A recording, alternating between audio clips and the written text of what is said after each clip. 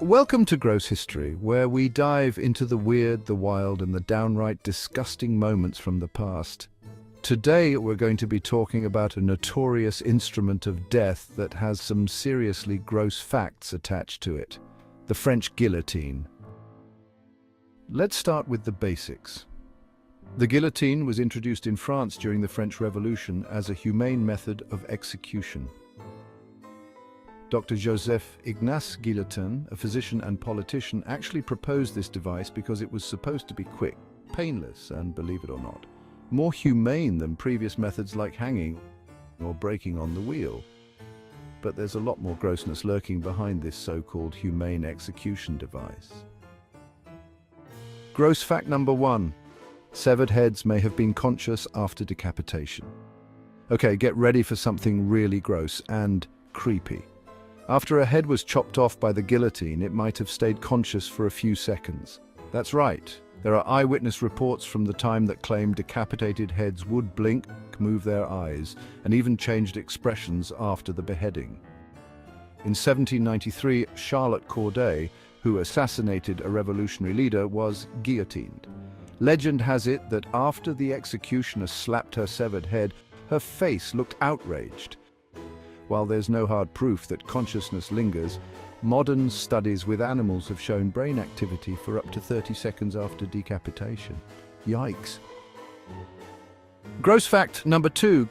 Guillotine crowds were a rowdy, bloodthirsty spectacle. Who wouldn't want to grab a front row seat to a public execution? Gross, right?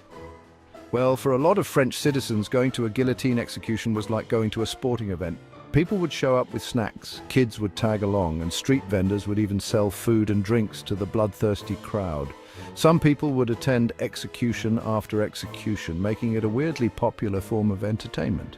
In fact, a famous executioner, Charles-Henri Sanson, reportedly executed over 2,700 people during the Revolution, and his performances drew quite the crowd.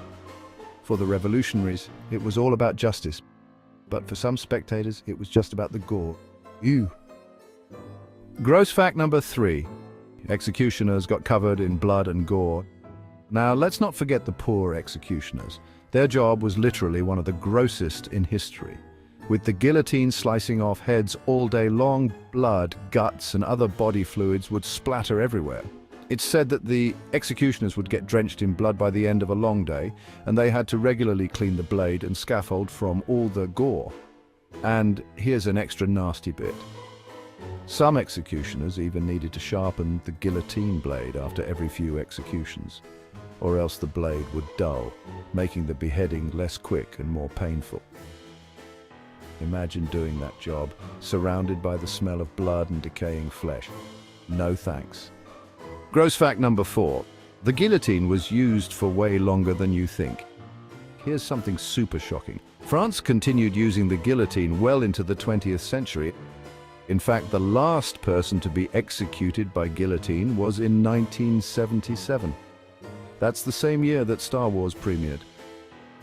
The last guillotine execution was of a man named Hamida Jandoubi, convicted of murder, and it happened in Marseille. So while people were driving cars, watching TV, and wearing bell-bottoms, the French government was still using this medieval method of execution. Gross and a little bit horrifying when you think about it. Gross fact number 5. The guillotine was a moneymaker for souvenir hunters. Want to take home a piece of the execution? Souvenir hunters in the French Revolution sure did. People would collect anything associated with a guillotine execution.